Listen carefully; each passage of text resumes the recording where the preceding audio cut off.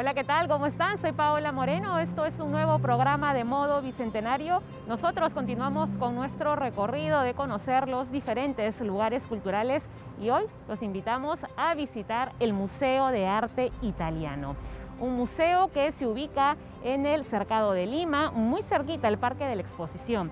Este museo fue un obsequio de la comunidad italiana cuando cumplimos 100 años como país independiente. En su interior encontramos esculturas, pinturas y cerámicas de más de 120 artistas italianos de principios del siglo XX. Pero a ver, antes de ingresar al museo les voy a contar cuáles son los destacados de nuestro programa esta semana. En una nueva incursión bicentenaria, atención, porque Perú y México sellan una hermandad entre países con una placa en honor a la conmemoración de la independencia del Perú. También un informe sobre la recuperación de patrimonios como la placa de Chenique o la repatriación de textiles de la cultura Paracas. Y además, en nuestra sección Peruanos del Bicentenario, niñas y niños aguajún de la comunidad de Uracusa en Amazonas crean un libro de cuentos en su lengua materna. Aquí comienza Modo Bicentenario.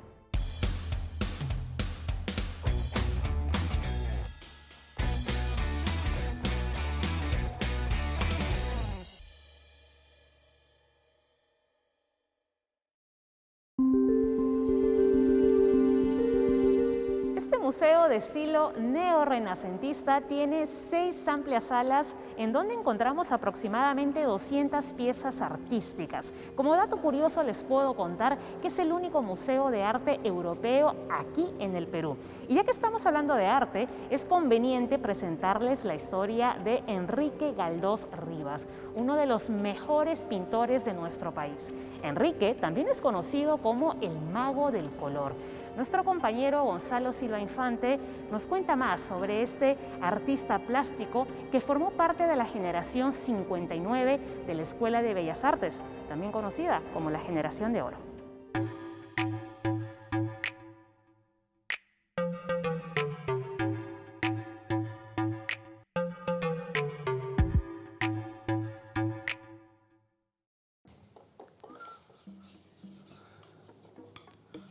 Esta es como la comida, que sale su aderezo.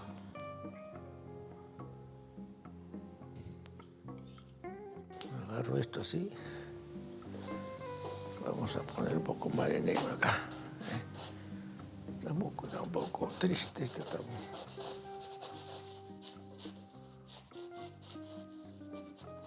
Y para disimular, de todas maneras, sentar un poquito, ahí está, un poquito más. En enero del 60, o sea, cuando salí de la escuela, yo dije una cosa que no sé si sería verdad, de repente no era verdad, pero lo dije así. Si en un año, o sea, a fin de 60, no he logrado algo para vivir, no para hacer, no estoy conocido, no dejo la pintura.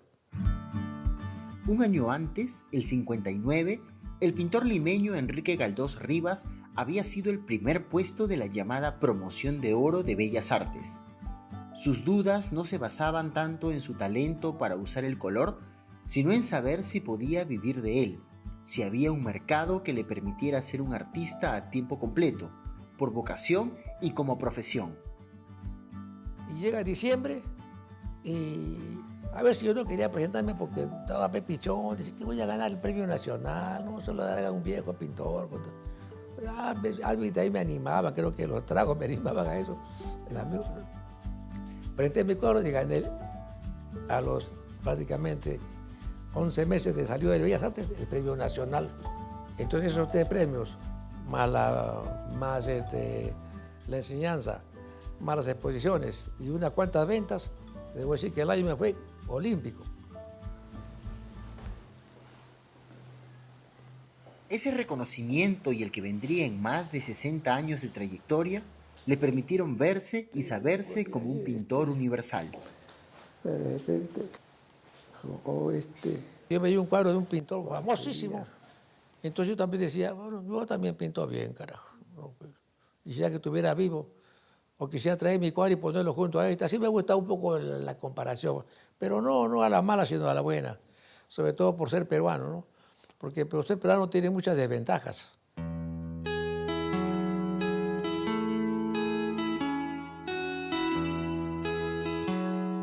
ventaja de no tener la exposición que tienen los artistas en otros hemisferios, ser parte del circuito mundial del arte.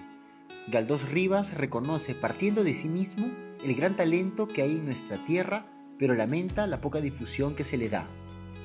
Este es un país de artistas de la época antigua, ¿ya?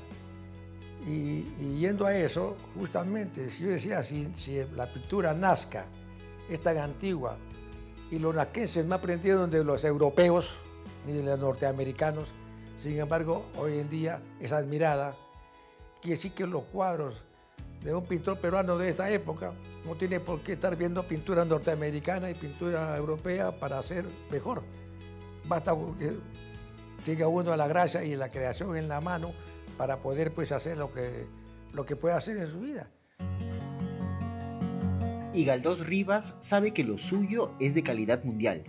Su presencia y éxito en bienales en diversas partes del mundo, que han labrado un gran prestigio internacional, lo colocan en una posición de autoridad, de quien habla porque ha visto y ha vivido.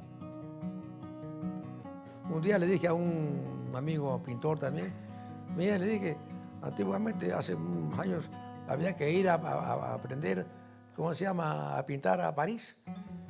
En cambio ahora yo digo, ¿sabes? Digo yo, así como broma, por supuesto. Ahora los franceses deben venir a Perú, a Lima, para que le enseñe Galdós Rivas. Nunca somos eso, nunca hacemos eso, es idea, aunque sea que quede en idea, pero podemos también ser así. Yo estoy seguro que me pongo, si quisiera estar con un francés acá y con un italiano, decirles, caramba, ahora nosotros podemos enseñarle a pintar, porque tengo libros de todo el mundo. A mí tengo libros de pintura de italianos, alemanes, y veo que no son gran cosa. Lo mismo norteamericanos del Gran Museo MoMA, no es gran cosa. ¿O será que yo soy un trome? ¿Qué vamos a hacer? ¿Qué vamos a hacer?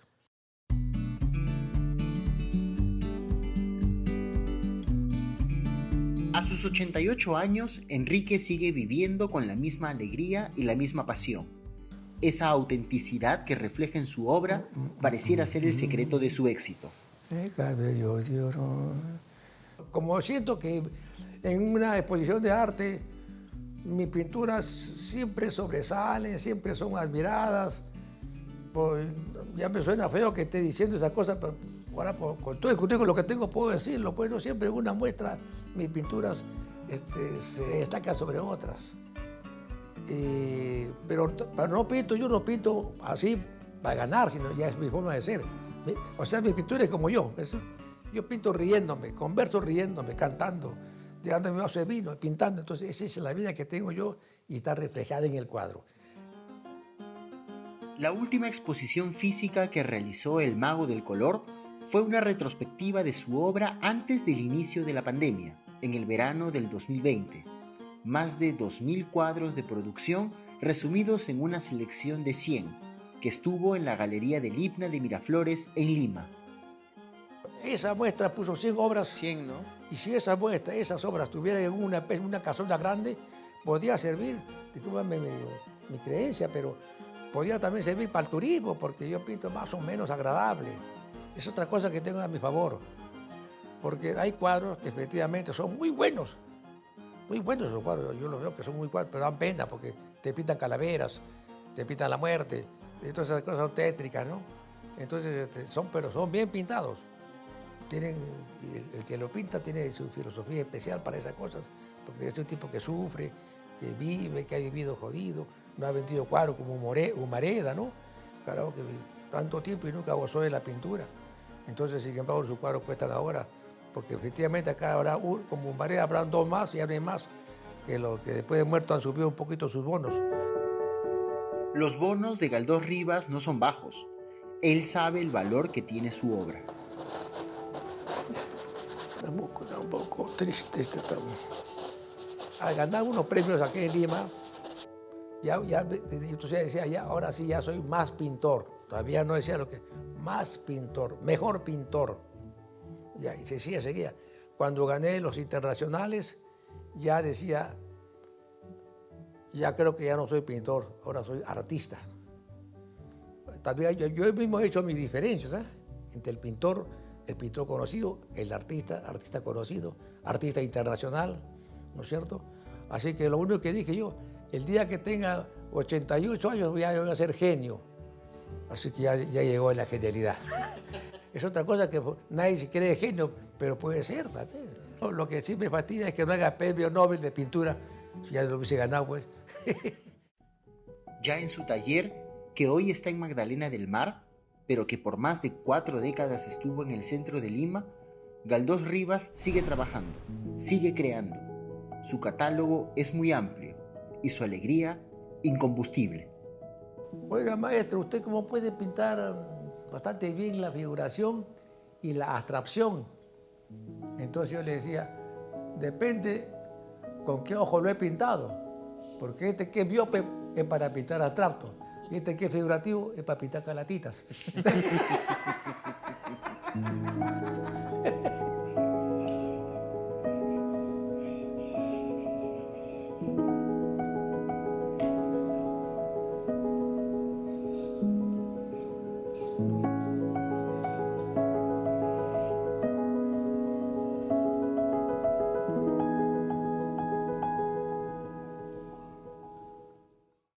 ...87 años y 68 dedicados al arte. Por su trabajo ha recibido innumerables reconocimientos. Aquí en el programa estamos muy contentos de haber compartido con todos ustedes no solo la trayectoria tan importante de Enrique Galdós Rivas, sino también haber conocido un poco más ese lado humano, cercano, íntimo. Gracias a nuestro compañero Gonzalo Silva Infante por la nota. Ahora es momento de repasar las fechas importantes con nuestra secuencia de efemérides y recuerda que...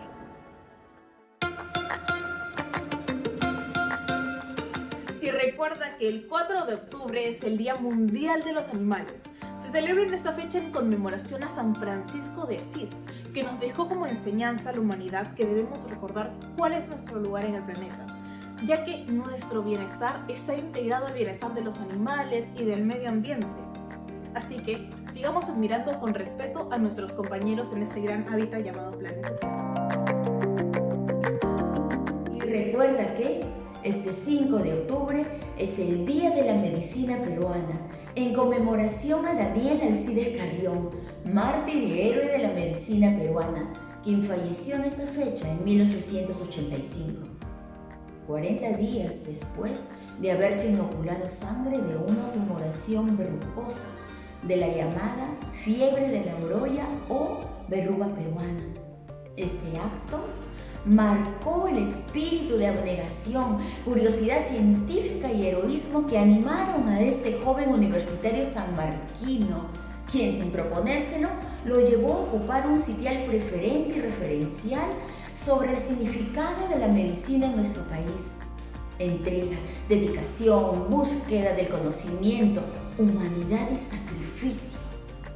¡Feliz día a todas y todos los médicos del Perú! Y recuerda que el 6 de octubre de 1919 falleció Ricardo Palma, una de las figuras más emblemáticas de las letras peruanas de nuestra República.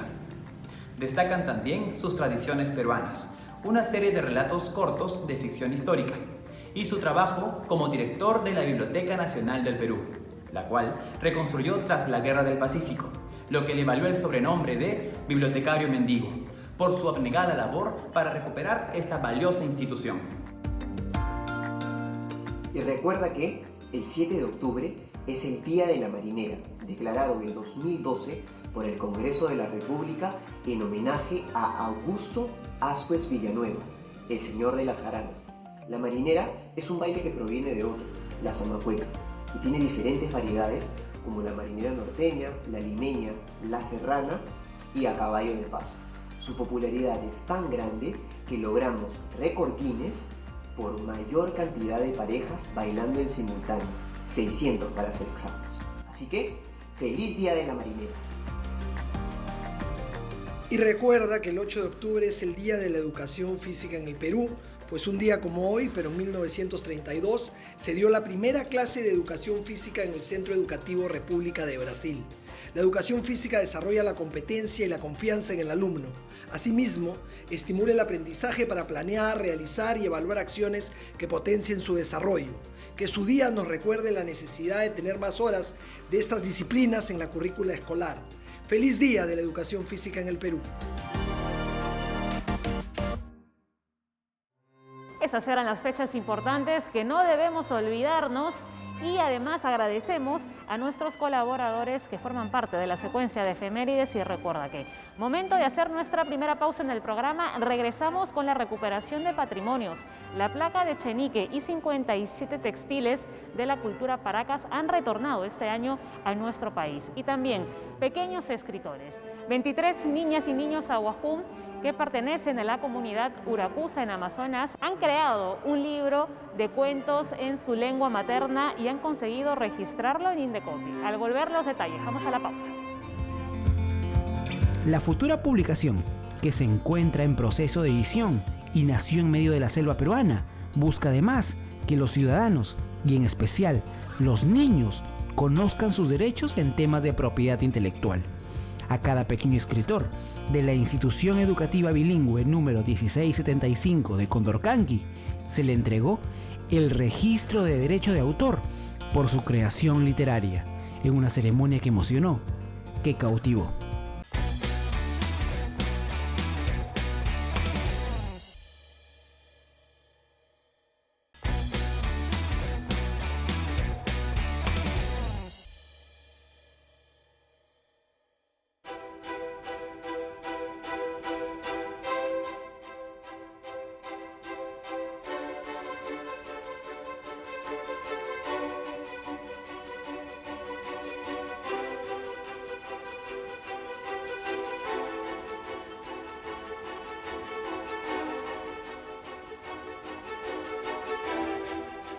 Y después de esta breve pausa vamos con mi sección favorita en el programa. Y ahora van a entender por qué. Porque 23 niñas y niños ahuajún han creado un libro de cuentos en su lengua materna. Así es, estos pequeños que pertenecen a la comunidad Uracusa que se encuentra en Amazonas han inscrito este libro en el Sistema Nacional de Derechos de Autor. Una delegación de Indecopi viajó hasta allá para entregarles el certificado que los reconoce como autores. Su maravillosa historia junto a nuestro compañero David Gavidia.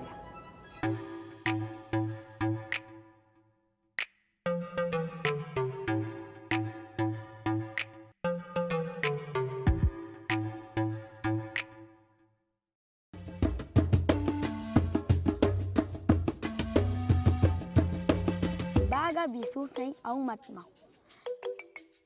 Makichik samantay bisut dutay hin ingak hin kyu ikam. Nuni gukama ikam minkakau. Tuhas bisutak shin sunchimbutu. Dukuhin apahin utsuak. Imani bukago bisutak hinta aintak gutu bukago. Imani bukakama pachasmo wenkau bagan. Tuhas bisut ishamak tiu bagan. Bait anasam yuhawaipa tau. Tama baga chichak. Kumpahun vain kam isham hukaipa. Vika aminak yuashtat kamu tiu. Baga bisutan chichahak tau. Amish muanka amikush ikamash bukamu tau. Tama bisut anyak. Vika yutain ngaku ukeh tiu. Tutay baga chichak chi. Vain kam yutay puyan hukaipa. Mina hugahui kuwashat ahutu tiu. Tama bisut shingan ngas.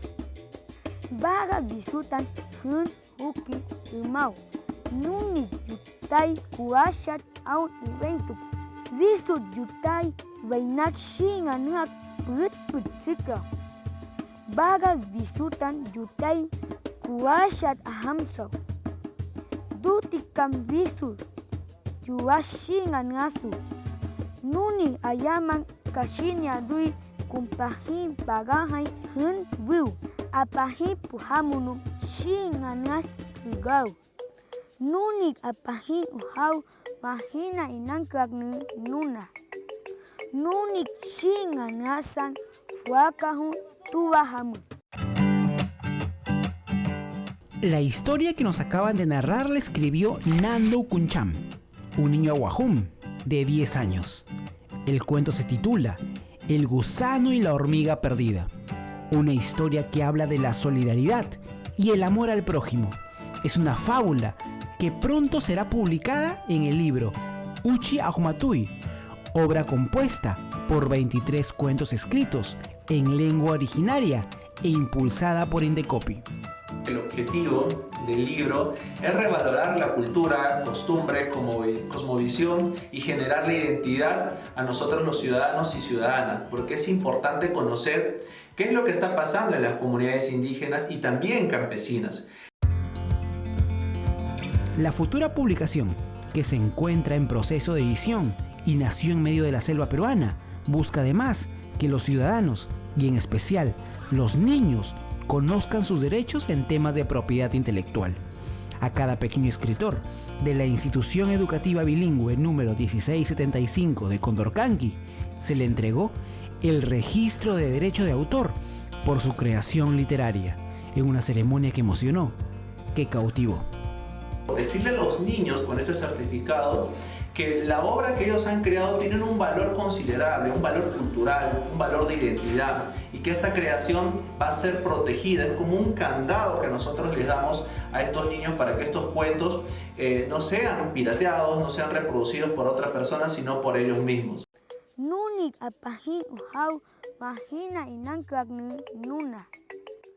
La futura publicación y el registro de derecho de autor es el resultado del programa Ancestros, una iniciativa de la Oficina Regional del Indecopi en Amazonas. Es también una oportunidad para reconocer nuestras lenguas originarias y darle el valor que se merecen en nuestro bicentenario. Serán pequeños en edad, pero grandes ejemplos para niños y adultos. Estos pequeños escritores nos demuestran que son muy buenos creativos y también gestores, y además nos dan ese mensaje de que uno se debe sentir orgulloso de nuestras lenguas originarias. Vamos ahora con otra nota. La Embajada de México en el Perú ofreció una placa en honor al bicentenario de la independencia de nuestro país. Se develó en la estatua del padre de la independencia mexicana, Miguel Hidalgo y Costilla. La incursión de Gonzalo Silva Infante.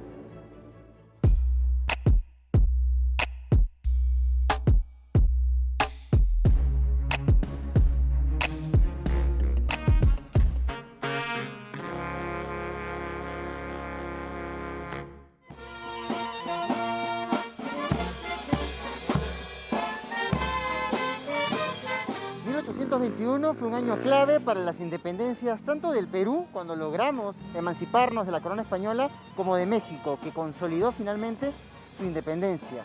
Incursiones Bicentenarias llegó a San Isidro, a este parque donde está la imagen de Miguel Hidalgo y Costilla, el padre de la patria mexicano, para poder develar una placa en conmemoración del bicentenario de estos dos países que están tan unidos cultural e históricamente.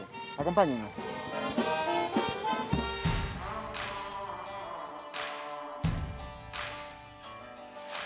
México y el Perú son historias paralelas. Hay que empezar con eso, desde la cuna de las grandes civilizaciones, desde la proyección de los virreinatos también y de los procesos independentistas. Y en la actualidad, en el siglo XX y en el siglo XXI, hemos también estado y nos hemos acompañado en muchos aspectos y hemos coincidido en muchas posiciones, incluso internacionales. Y para nosotros es muy grato que, por ejemplo, el señor presidente Castillo haya iniciado sus viajes al exterior visitando ante todo y primero México. Así que esa es un signo de acercamiento, de hermandad, de entendimiento.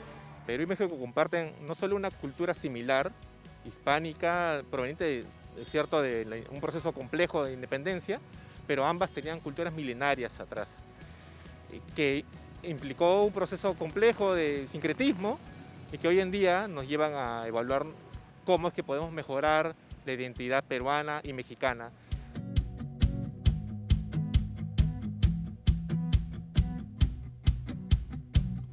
Siempre estos procesos enlazan más a los pueblos. Nosotros tenemos que recordar que ellos tienen la culminación de su gesta un día como hoy, en 1811, y que empieza en 1810 y culmine en 1821, después de casi 11 años, y nosotros este mismo año hemos culminado, hemos celebrado nuestros 200 años. O sea, hay una coincidencia en pueblos que son ancestralmente sólidos, hermanos. Y esto nos debe llevar a que enlacemos más los lazos de cooperación y trabajo en conjunto entre nuestros pueblos y que nos permita poder trabajar para el desarrollo precisamente de los ciudadanos. Eso es lo que queríamos justamente connotar, que lo que queríamos dejar una constancia de que en este monumento a Miguel Hidalgo, que es el padre de la patria de México, quedara una placa de hermandad.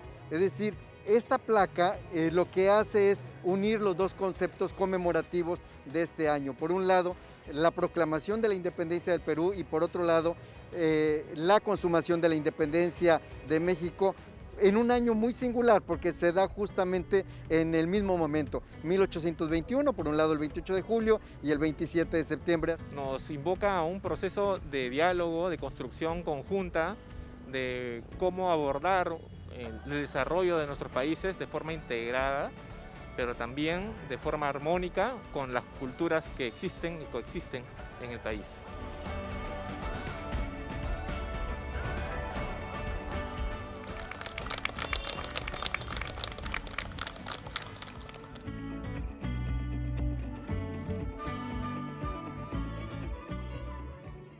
Momento de hacer nuestra segunda pausa en el programa, pero no se muevan porque regresamos con nuestro informe Recuperación de Patrimonios. Este año han vuelto al Perú 2 patrimonios culturales de la nación, la placa de Chenique y 57 textiles de la cultura Paracas. Vamos a la pausa y volvemos con más.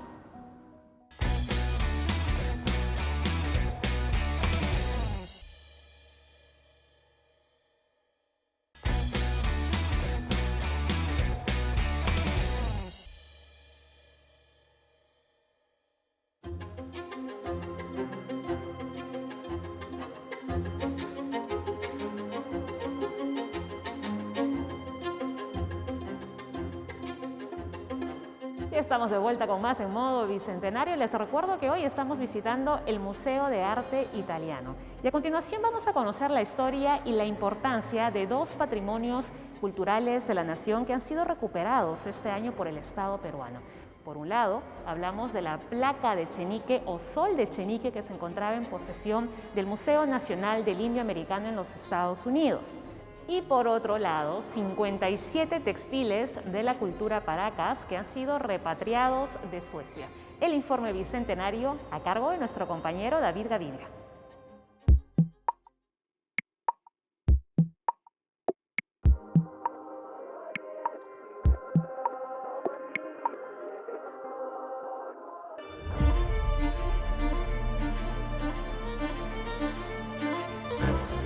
Textiles, cerámicos, piezas de oro, muebles de madera enchapados con nácar. Estos son algunos bienes patrimoniales extraídos de nuestro país de manera ilegal y que fueron recuperados en los últimos años por el Estado peruano.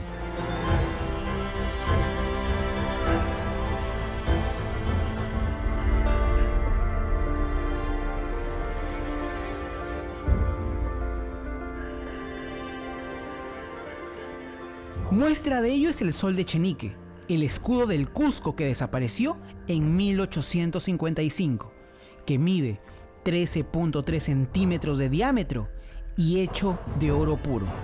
Luego de estar perdido por varios años, desde 1913 estuvo en custodia del Instituto Smithsonian de Washington.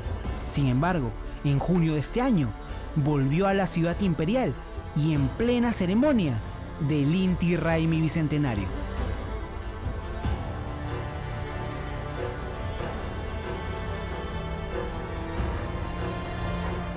Otra muestra de la recuperación de estos bienes son los telares de la cultura Paracas, que se exhiben en el Museo Nacional del Perú, MUNA. Fueron adquiridos por el cónsul de Suecia en Lima, Steve Carell, provenientes del Huaqueo, y fueron ingresados en 1935 como donación anónima al Museo Etnográfico de Gotemburgo, de Suecia. Tanto la repatriación del sol de Chenique como los telares de Paracas fue posible por el trabajo del Ministerio de Cultura, con el apoyo del Ministerio de Relaciones Exteriores, Interpol, Ministerio Público y Policía Nacional. Estos textiles fueron saqueados del sitio arqueológico Huaricayán en Ica, en la península de Paracas. 2 sitios arqueológicos que son Cerro Colorado y Cabeza Larga, pertenecientes a la cultura Paracas. Estos telares muestran la representación iconográfica de la cultura Paracas y su policromía, única en la historia de las culturas del mundo. Algunos son uncus, vestimentas, mantas, partes de fajas, cintas que han usado nuestros ancestros, ¿no? Muchos de estos bienes salieron del país producto de excavaciones clandestinas desde la época del virreinato hasta la actualidad, provenientes de las regiones de Lambayeque, La Libertad, Paracas e Ica, así como de la cultura moche o de la Huaca del Sol y la Luna. Son piezas que salieron del Perú por falta de un control estricto en nuestras fronteras. De mano de los traficantes, de los coleccionistas, generalmente van a parar a países como Chile, Argentina, y posteriormente van a otros mercados como los europeos, Francia, España y Alemania, que son los países que reciben mayormente estos bienes, y Estados Unidos.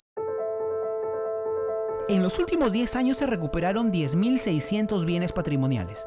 La recuperación de estas piezas se debe a que existen unos 45 convenios bilaterales suscritos con algunos países para evitar el tráfico de bienes. Además, que Perú es parte de la Convención de la UNESCO de 1970, que prohíbe la exportación e importación de bienes culturales. En los últimos 10 años se han recuperado más de 16.000 piezas. El caso que ha tenido mayor cantidad de bienes recuperados ha sido el caso de Yanier Aude, Argentina, que fueron más de 4.236 bienes que se han repatriado, que la mayoría justo está exhibida acá en esta muestra Recuperando Nuestro Patrimonio. Justamente, hablando de la muestra Repatriando Nuestro Patrimonio, Modo Bicentenario visitó el MUNA para conocer un poco más sobre estas piezas cuya recuperación tomó entre 2 y 20 años.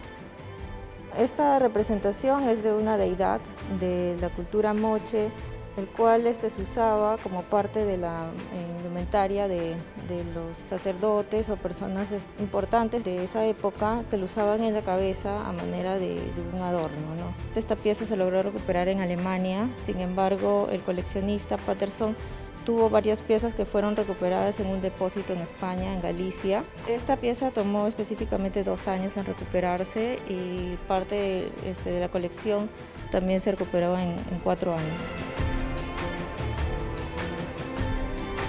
Acá estamos en otro ambiente del MUNA, que es parte de la exposición, donde se pueden ver piezas de oro, cerámica, pinturas, incluso muebles en la parte del fondo, ¿no? Me gustaría detenerme aquí y ver, ¿podrías explicarnos qué es lo que podemos ver acá? Estas también son de la cultura moche, también las piezas de acá son del caso Patterson.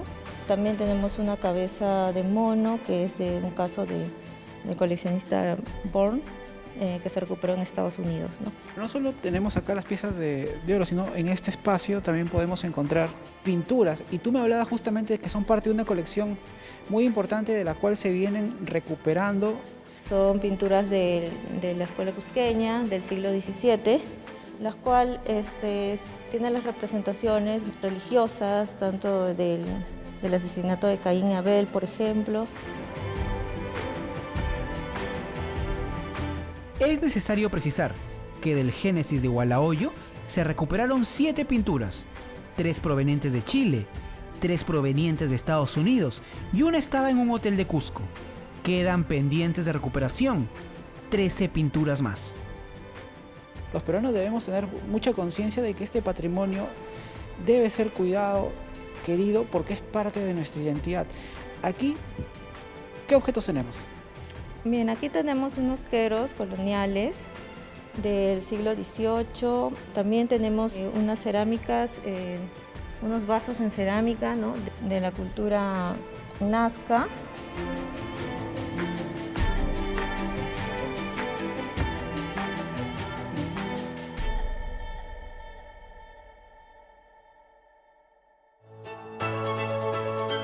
¿Cómo se pueden ver estas valiosas piezas? A través de la página web del MUNA van a poder registrar su visita y a las 9 de la mañana hay un bus que los traslada de manera gratuita desde la sede central del Ministerio de Cultura en San Borja, en Javier Prado Este, al costado del teatro. Van a poder tomar el bus y venir a apreciar la muestra entre martes y sábado.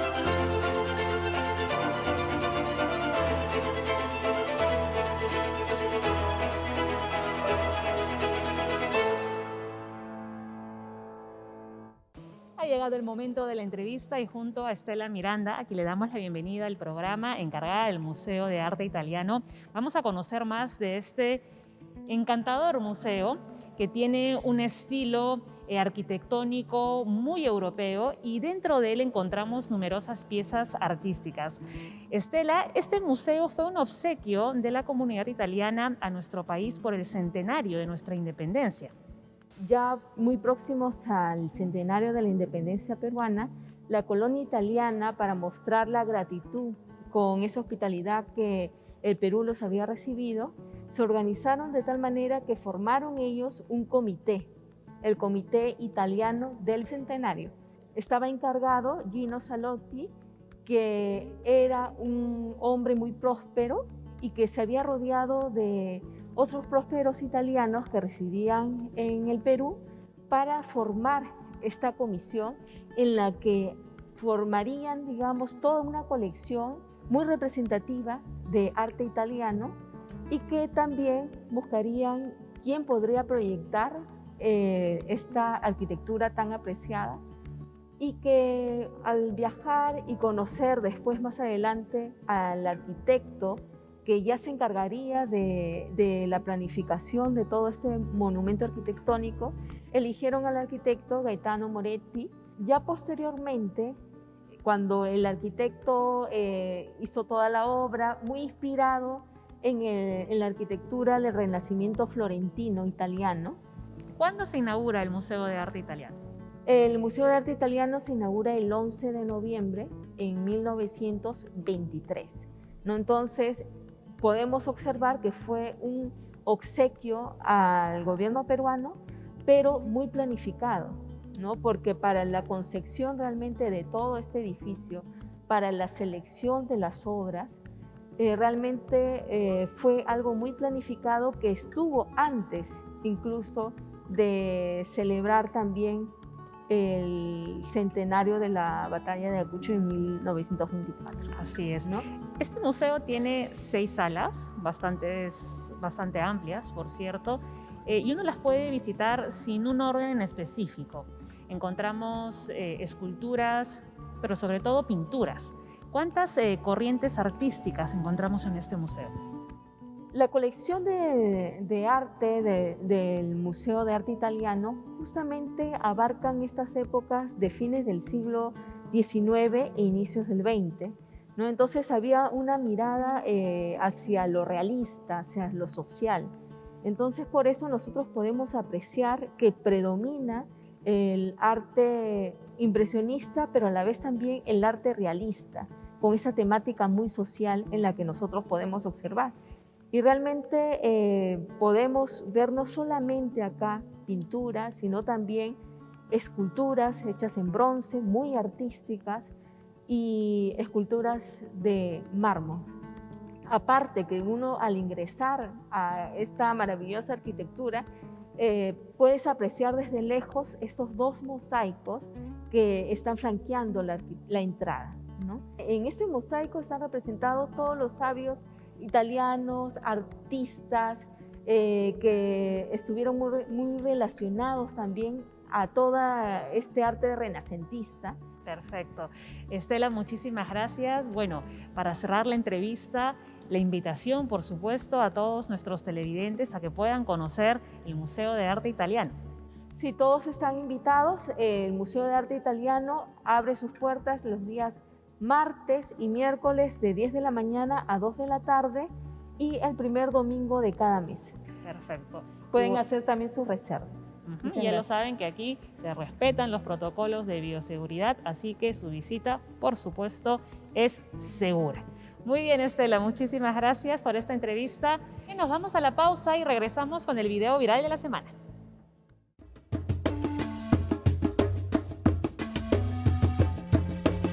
Baga bisutay aumatmau. Makichik samantay bisut dutay hin ingak hin kyuikam. Nuni gukakama ikam mingkakau. Tuhas bisutak sing funchimbutu. Dukuhin apahin ucuak. Imani bukaro bisutak hinta aintak gutu bukaro. Imani bukakama pachasmo wenkau bagan. Tuhas bisut ishamak tiu bagan. Bait anasam yuhawaipa tau. Tama baga chichar, kumpahun vain kam isham hukaipa. Vika aminak yuashtat kam tiu. Baga bisutan chichahak tau.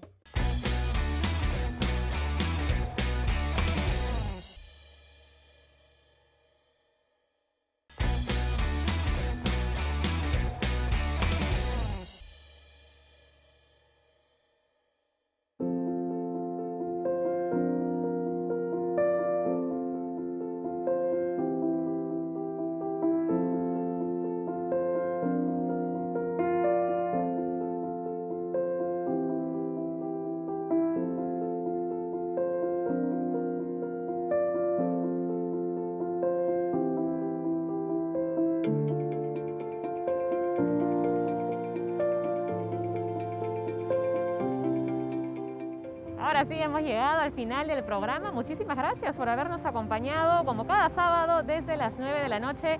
Ya lo saben, pueden ingresar a nuestras cuentas en las redes sociales y también a nuestra página web bicentenario.gov.p. Conmigo será hasta el próximo sábado a las 9 de la noche, puntuales.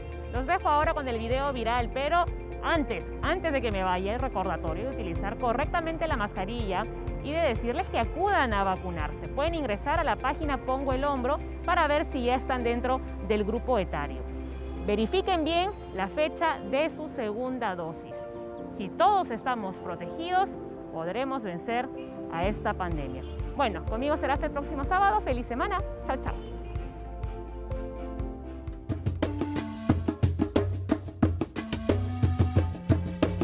Baga bisutay aumatmau. Makichik samantay bisut dutay hin ingak hin kyuikam. Nuni gukakama ikam mingkakau. Tuhas bisutak sing funchimbutu. Dukuhin apahin ucuak. Imani bukaro bisutak hinta aintak gutu bukaro. Imani bukakama pachasmo wenkau bagan. Tuhas bisut ishamak tiu bagan. Bait anasam yuhawaipa tau. Tama baga chichar. Kumpahun vain kam isham hukaipa. Vika aminak yuashtat kam tiu. Baga bisutan chichahak tau. Amish muanka amikush ikamash bukalmun tau. Tama bisut anyak. Vika yutain ingaku ukal tiu. Tutay baga chichak chi. Vain kam yutay puyan hukaipa. Mina huahui kuashat ahutu tiu. Tama bisut shingan ngas. Baga bisutan hun huki umau. Nuni yutay kuashat au iventu. Bisut yutay vainak shingan ngak put sika. Baga bisutan yutay kuashat ahamso. Dutikam bisut yuashingan ngasu. Nuni ayaman kashinya dui kumpahin pagahai hun wiu apahi puhamunu shinganas gau nunik apahin uhau mahina inankagnu nuna nunik shinganasan fuakahu tuwahamu.